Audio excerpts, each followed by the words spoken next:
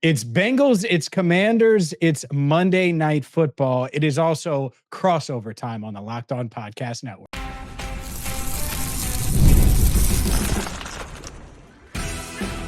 You are Locked On Commanders, your daily podcast on the Washington Commanders.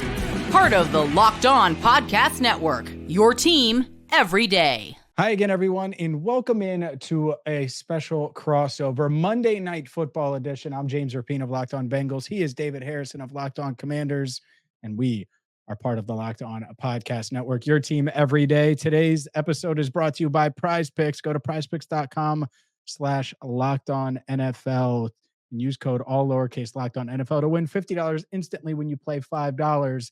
And yes, it is Crossover Thursday, brought to you by Prize Picks. David, let's dive into a way too early look at Monday Night Football. It still feels like we're a ways away with that extra added day.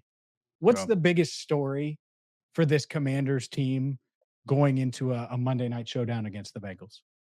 Yeah, for the Washington Commanders offense, at least, right? The biggest story has to be the continued development of Jayden Daniels. And the good news there is there's visible signs, there are visible hints that the development is happening in real time. So, week one going on the road to open the season against the Tampa Bay Buccaneers, a very aggressive playoff caliber defense that, just in week two, even with all the injuries they suffered against Washington in week one, was still able to defeat the Detroit Lions, who were, arguably a coaching decision away from going to the Super Bowl last year. So kind of just, kind of adds on to the mystique of that Buccaneers defense. But Jayden was visibly rushed, right? Like there I wouldn't say he was panicked, because that's not something we've seen from Jayden yet, but you could tell his internal clock was accelerated, right? It was operating on a level that you don't necessarily want a rookie quarterback's clock operating on. And even that first pass that turns into a 15-yard fumble, that's kind of a sign of just, how juiced and how amped up he really was. And since then, and even at moments in that game, you kind of saw that, okay, there's that calm,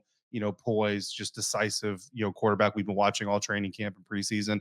But in week two, you really saw a bigger return to that normal version of Jayden Daniels. And it's interesting, because looking at early trends, and obviously those numbers can be incredibly deceiving, but looking at early trends, stylistically, the Giants defense, Bengals defense have kind of approached things somewhat similar to what they showed Jayden. So Jayden could be coming into this situation kind of having a little bit of experience, at least seeing the same type of structure as far as what he's going to see pre-snap. And so in theory, that could possibly should make him feel even more comfortable, and you might see that clock slow down just a little bit more. I know one thing during the pre-draft process, everyone talked about his size, of course, and just how lean he is, but that the hits he took at LSU, he took some big hits, whether it was in the pocket trying to extend plays. Obviously he can run as well. How has he adjusted to life in the NFL yet? Is he still taking those kind of hits 2 weeks into his NFL career? Yeah, he's taken a couple. The big one that everybody's talking about is there was, I think it was third, and I don't want to say it was third and 11, maybe third and 10. It was somewhere around there. And he drops back to pass, doesn't find a target, so he takes off and runs, and he takes on two Giants defenders and ends up getting the wind knocked out of him. Now, of course, as he's laying on the surface of now newly named Northwest Stadium in Landover, Maryland, the fans just go silent, and you can almost like hear the ringing of people saying it's RG3 all over again, and he takes too many hits, and he's too reckless, and all this other stuff. And then he kind of points to his chest, and everybody in the press box is like, "Oh, he got the wind knocked out. He's going to be fine." Gets up, leaves for a play, comes back on. The crowd goes wild. He ends up leading them on a field goal, scoring drive on that drive. So that, everything goes well. But it's really kind of one of those things where Jayden is going to be a competitor. At the end of the day, like that's what got him here. That's what he's going to be. That's who he is. And on a 3rd and 10 where he gains 11 yards and takes that hit, like you just kind of have to kind of live with that. You're not going to be able to tell him not to do that. And honestly, as well that like no NFL coach is going to tell him not to do that. To be quite honest with you, they're going to tell him like, you got to go out there and do what you got to do for your team. Now it's the 2-yard sack where you ran 15 yards and then get hit as you're going out of bounds that you want to see him get rid of. And I do think that he's obviously cognizant of it. You saw it more so in the Buccaneers game than the Giants game, but he is aware of it. He knows it needs to do it. It's just a matter of him just kind of going through and just picking and choosing, and then watching on film. There's going to be opportunities where the coaches say, look, right here, really great play, escaping the early sack, but maybe throw the ball away instead of taking that hit, later on. What else about this offense has worked or not worked. You mentioned the field goal drive, and Yeah. and there were plenty of field goal drives against the Giants, and that's it. It obviously stalled out when you want to get 7 and you're settling for 3. Bengals fans certainly recall Austin Seibert in stripes once upon a time, and Hmm. he saves the day for Washington. But what? Why have we had not seen more touchdowns? What's been the issue? Yeah, I think it's just it's again, it's some of it is Jayden Daniels getting more comfortable with what he's seeing, right? So I go back to that very first field goal, the first of 7 field goal drives that the Washington Commanders orchestrated, and it's 2nd and 10 in this scenario, and Jayden drops back. He's got Austin Eckler hitting a slant, and it's really interesting because the look that they actually gave Jayden kind of fakes a swing pass to the running back by design to get the defense moving that way to open up that gap in that alley for him to be able to hit that slant to Zach Ertz. And Zach Ertz has inside position on his defender. So if Jayden puts the ball in the right spot, which he's been able to do all training camp again, then Zach is it's going to be a contested catch. Like he's going to have contact behind him. He's the linebacker or whoever the safety, the Giants defender is going to hit him. But Zach's a veteran. He knows that's coming. He knows how to protect himself to shield the ball and all those things. So you deliver the ball there, give your guy a chance to make the play. If he catches it, worst case scenario, you're looking at 3rd and 1. Best case scenario, he breaks that tackle and actually gets into the end zone. Mid scenario is you're 1st and goal at the 3-yard line of the Giants, and now you've got 3 opportunities to use a Brian Robinson or an Austin Eckler to put the ball into the end zone. Instead, he doesn't fire the ball. Again, he's not going to tell us bluntly why he didn't fire the ball. Pretty much can tell you it's just one of those rookie quarterback things that he's going to see on tape and kick himself for. But that's the kind of opportunity that ends up getting squandered. He ends up rolling out. I think he gained like 2 yards on the scramble, and they actually end up gaining a good amount of yards on the next play and end up with a 4th and 1 that they were going to try and go for. False start, 1 of 5 in the red zone in week 2, sets them back. They take the field goal. And again, that's just one of those moments that Jayden's going to want to rewind and do better. And that's where facing a defense that may be similar, again, Cincinnati Bengals are surely going to try to bring out some sort of new wrinkle to confuse the rookie. But if in that similar situation, he gets a similar look and a similar call, maybe that gives him more confidence and he fires the ball in there that time. That leads to a touchdown.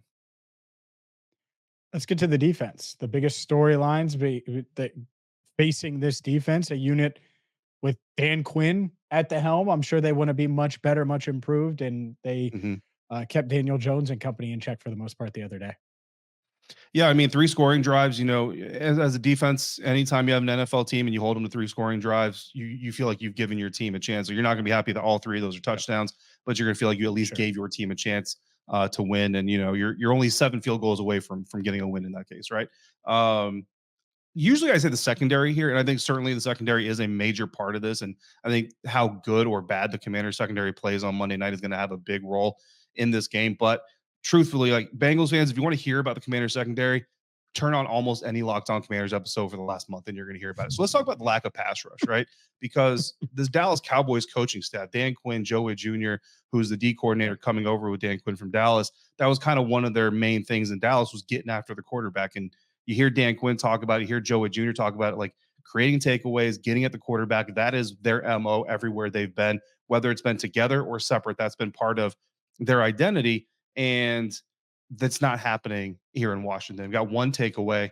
And truthfully, that 1 takeaway was actually created from Bobby Wagner getting pushed out of position, Benjamin St-Juste losing outside contain, Jeremy Chin taking a terrible top angle on Devin Singletary as he's trying to bring the ball carrier down, but allowing Ben St-Juste to recover from that terrible contain that he didn't have and punch the ball loose. Jeremy Chin is able to come back from his terrible tackle attempt to recover a fumble. So it's like this comedy of errors that ends up in the first takeaway of the season. So the coaches are going to celebrate the result, but man, that operation's got to get cleaned up. And that's while that's not a pass rush entity, it's just kind of an overall kind of part of this team that's just not clicking right now is that defense. And obviously, anytime you have a defensive minded head coach with a aggressive defensive reputation, that's a little bit worrisome in the early parts. Like, okay, you got the offense kind of, I won't call it nailed, right? But you got it running smooth.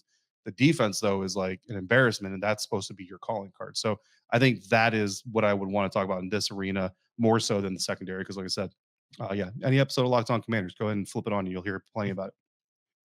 The Bengals certainly want to keep it that way, keep it the Yep. embarrassment level and the secondary issues level. We'll see if we can do that. We'll flip the script here and start the Bengals conversation. coming up next.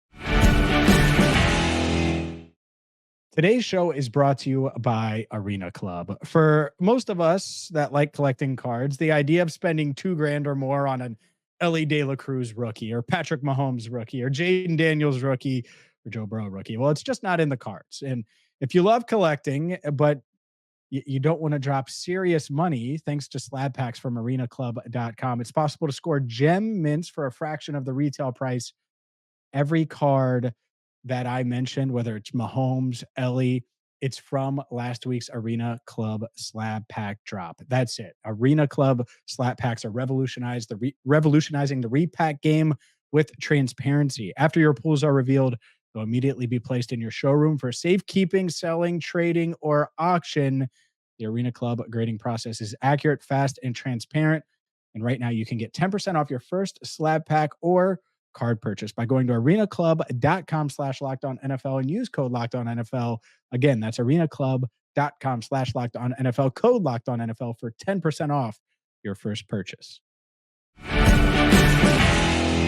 If we were to tell you coming into week 3 that the 2 Heisman Trophy LSU quarterbacks are combined 1-3 for the season, you would probably respond with, "Oh man, which game did the Bengals lose?" But it turns out it's actually the game that the Commanders lost that is in that conversation, and the win that the Commanders have versus the Bengals. Continuing this Locked On crossover Thursday episode of Locked On Bengals, Locked On Commanders. James, what's going on with Cincy, man? What's going on in the jungle? Man, that week 1 loss is just going to hover until they start winning games and get over 500 and look like the team that really, to be honest, we saw against the Chiefs. And that's the downside. You can't lose the games that you're supposed to win early in the year when you have the Chiefs week 2, because now you're 0-2 for a third straight year. And that is the biggest storyline, is the fact that this Bengals team that clearly prioritized getting off to a fast start. In 2022, it was Joe Burrow and the appendectomy right as training camp started. His appendix burst and he loses a bunch of weight and he's playing catch up, and just not himself early in the year. They ended up in the AFC Championship game. They turned it around, but they started 0-2, 2-3 last year. They start 0-2 as well, dropped to 1-3. Then they get to 5-4 or 5-5 when Joe Burrow goes down. They have the lead against the Ravens on Thursday Night Football when he suffered that wrist injury. So it looked like they were going to get out of that hole that they dug themselves into. And now it's the same story, whether it's fair or not, regardless of how it felt against the Chiefs versus the Patriots. And it's a complete 180. You lose to the Patriots and it's like, oh, the world is ending. And then you come this close to beating the defending champs and it's like, oh, well, maybe the Bengals are good. And so now it's up to them to go prove it. And it has to start with a win on Monday Night Football against the Commanders. Yeah, I mean, look, I think that, Tony Wiggins and I on Locked On NFL Wednesday had this conversation of who is the best 0-2 team in the NFL. And hands down, it's either the Baltimore Ravens or the Cincinnati Bengals.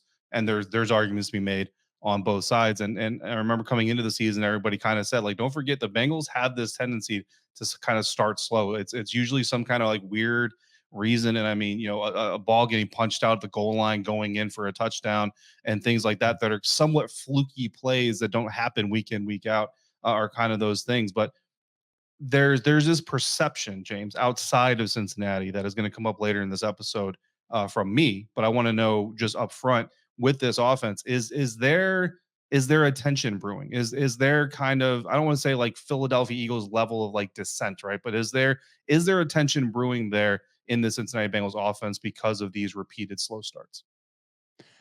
I don't think there's a tension, but I think that there's definitely some urgency, and it's a tough spot because you have Jamar and you have his situation, and I get it. Everyone saw him erupt the other day. I think Jamar Chase is going to be fine. I think he obviously super frustrated about his contract status, but I'm not necessarily sure that's why he lost his mind. I think he lost his mind because he thought he was almost out of fear, and I'm speaking for him because he didn't really have much to say about it. I think he thought he was this close to getting seriously hurt, Right. and then the official probably stood up to him a little bit, and he's like, "What?" And then he just saw red and lost his mind, which you can't do. Got flagged for it Right. in a big moment, hurt the Bengals. But offensively, it would be nice to get T. Higgins back. We'll see if they can do that. But the key here, and we saw a lot of good out of Joe Burrow against the Chiefs and a lot of bad from him against the Patriots. You need him to Mhm. continue to progress and move forward.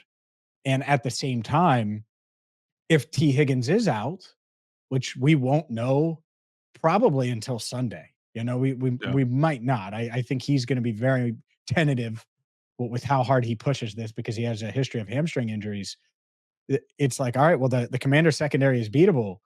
Well, can these other receivers, if T is out, win and win consistently and win downfield and all of the things that you think about the Bengals offense doing, but they haven't had a ton of explosive plays up to this point.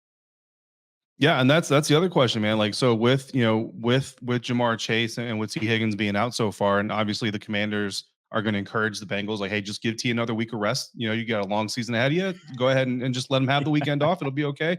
Bring him Yeah. back week 4.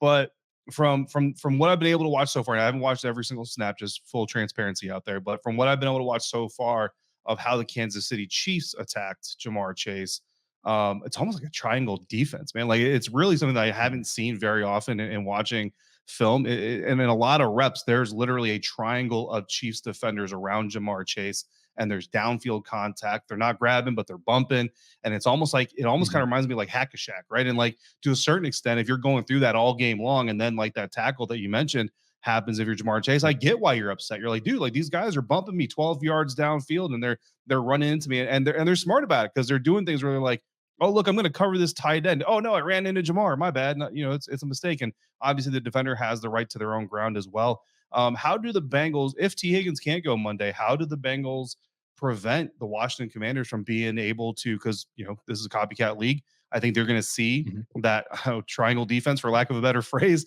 on Jamar Chase. How do they prevent the Commanders from being able to try to stop Jamar Chase with a village of defenders? Yeah, I think that's something Zach Taylor and offensive coordinator Dan Pitcher, they have to figure out because it can't matter. Like Jake and I talked about this on yesterday's show a little bit. You have to find ways. As hard as it is, you have to find ways to take advantage of having Jamar Chase on your roster. And it can't just be, oh well, he's tripled or he's doubled. Yeah. They're taking him away. So let's take advantage of these one-on-ones. A lot of times that's the case, but finding ways to get him in one-on-one situations where Joe just throws it to him and you expect Jamar to go make a play, you need to find ways to do that. We saw Justin Jefferson with a 97-yard touchdown the other No. day. He gets doubled too. He gets treated, Yeah. you know, maybe not like the Chiefs did, but obviously he commands as much attention as anyone. And Right. so you have to find a way to unlock him because I agree with you. That's the other point is it's not like he was having a huge game. And so when you're getting bumped and hit and grabbed and all of those things, guess what? The Commanders saw that, they're gonna try to get in Jamar Chase's head too. It's not gonna be the other way where it's like, "Oh, we don't wanna bother Jamar." They're gonna wanna bother Jamar. And so, yeah, it's up to this offense to find ways to unlock him. And then the other element of it is relying, and I think they did find something last week in their tight end usage, whether it's Mhm. Eric All, obviously Mike Gesicki's the name everyone knows, and Right. then Drew Sample. These guys combined were on the field together as a trio, and the Bengals never really run 13 personnel, but they were doing that some. Mike Yeah. Gesicki had seven catches, and they combined for 14 grabs together. Eric All had 4, Sample had 3. So that's another element if they don't have T. Higgins, I think they'll lean on. Yeah, absolutely. That's an interesting concept, and you know there are things. I'm not going to give it away too often or too obviously, but there are things that the Bucks and Giants both did that certainly exploited the Washington Commanders secondary. That I'm sure the Bengals are. They've got the people in the building. They don't need me to give it away anyway, but they're going to be able to look at those things. Let's lower the defensive side, James. I was reading a very well written article on Cincinnati Bengals on SI. You might be familiar with that publication about some Love of it. the defensive struggles injury wise and some new players. How are these frontline injuries going to impact Monday night's game? Wow. I mean, we'll get to it in keys, but yeah, I think can you stop the run? Can you do it without potentially a BJ Hill? You're starting nose tackle essentially, even though he's just really a 3 tech, and a Mhm. guy in Sheldon Rankins, both guys dealing with hamstring injuries, and you're already without Chris Jenkins. Who knows if he plays this week? He missed the first 2 games. McKinley Jackson as well. So you're starting with your fifth defensive tackle essentially, and you're going from there. They signed Lawrence Guy this week. I think he will play a decent amount right away, and so it is going to be really interesting to see how they can contain the run. Because what do you want to do? Rookie quarterback on the road, prime time. If you're Washington, you want to run the ball. And the Bengals, they're going to have to try to stop the run, prevent explosives, make Jayden Daniels try to beat them with his arm and push the ball downfield, all of those things. The Bengals defense hasn't given up many explosives.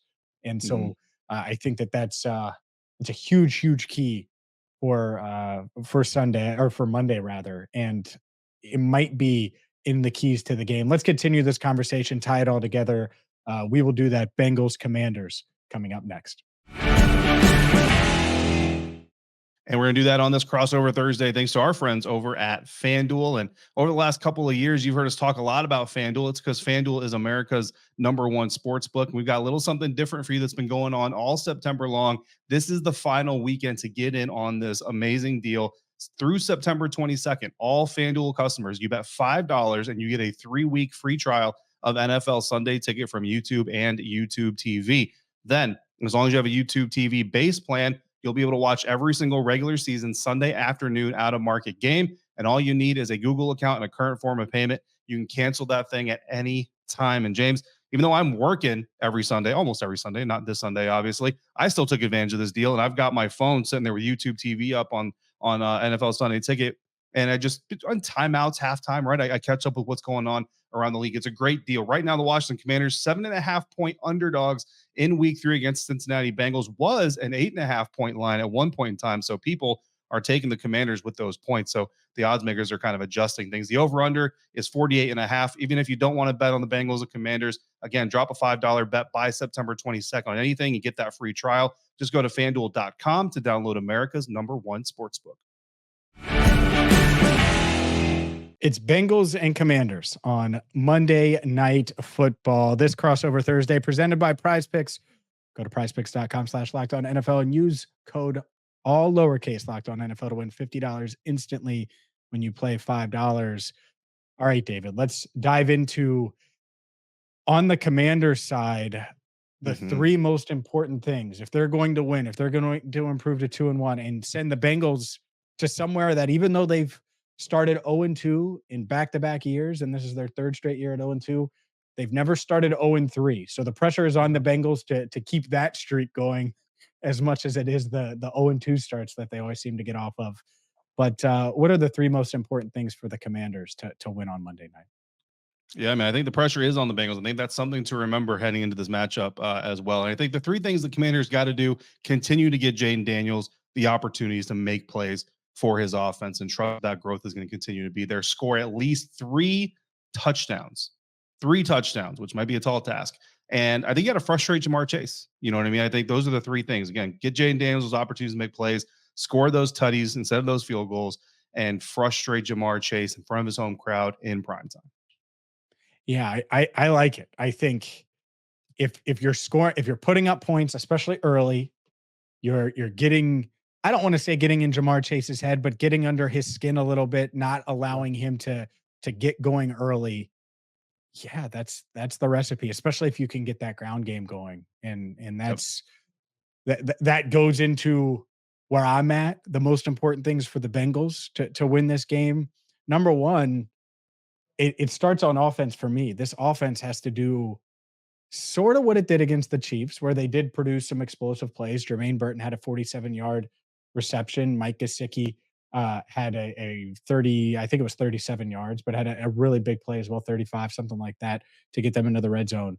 But the thing they didn't do is convert in the red zone, especially early. And so score touchdowns. As simple as it is, it hasn't been easy for the Bengals to do. And even on one of the touchdowns they scored on Sunday, they had to go for it on 4th down inside their own 5 to get it. So you got to score touchdowns and generate explosive plays. That would be number one. Number 2 is stopping this run game. And that's Jayden Daniels. That's Brian Robinson. That's Austin Eckler out of the backfield. That's all of those things from a pass catching standpoint. I'll group all of those guys together. You can't let that happen and that get going, because if it does, then it's going to potentially open up stuff downfield. And the Bengals have been good at containing that for 2 weeks. It has to be 3. The last thing you want is for Brian Robinson to be running for 5.5 yards per carry or something like that, which isn't crazy when you look at the state of this Bengals defensive line. And then 3, make Jayden Daniels uncomfortable. Get pressure on him. Don't let him stand in the pocket all day. And it's been a mixture because Trey Hendrickson has been good in back-to-back weeks. Last week he was able to get to Patrick Mahomes. The week prior did not get to Jacoby Brissett. They had 1 sack on Brissett, and it was where he kind of slid down and was tagged down by Dax Hill. You need to get some pressure on the rookie, make him feel it early. So he's questioning things a bit, and I wonder if they can. Well, I know they can do it. I wonder if they will do it. And so if they can get pressure on him early and slow down the run, I think that would be huge. I think if the Washington Commanders make one request in that stadium on Monday night, it would be don't play the Monday Night Football music. Because here's the thing. Jayden Daniels is a cool cat, right? I've actually had this analogy all through training camp. I shared it with Jaden's mother, and she loved it. She's like, it was spot on. And I said, Jaden's the kind of dude that if he wakes up in one day and his house is on fire, he's going to collect all of his valuables. He's going to collect whatever pets or anything that he loves in his house.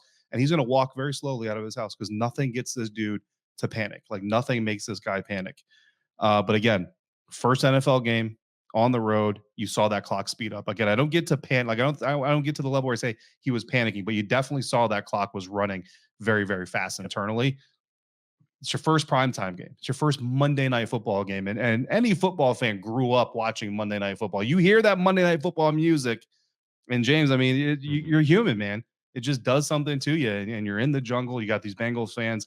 Yeah, man. So I mean, Jaden's gotta keep that poise. So far, he's been able to keep it. I haven't yet to see a moment where I'm like, all right, he shook a little bit. But if there's an opportunity so far in his career, this is definitely the biggest one. And if the Bengals can get after him early, and maybe get a big explosive from Jamar Chase, right? Because nothing gets a young quarterback going more. And you see that other quarterback, that other LSU Heisman quarterback, throw a deep touchdown pass. You want to go out there and you want to match him 1-for-1.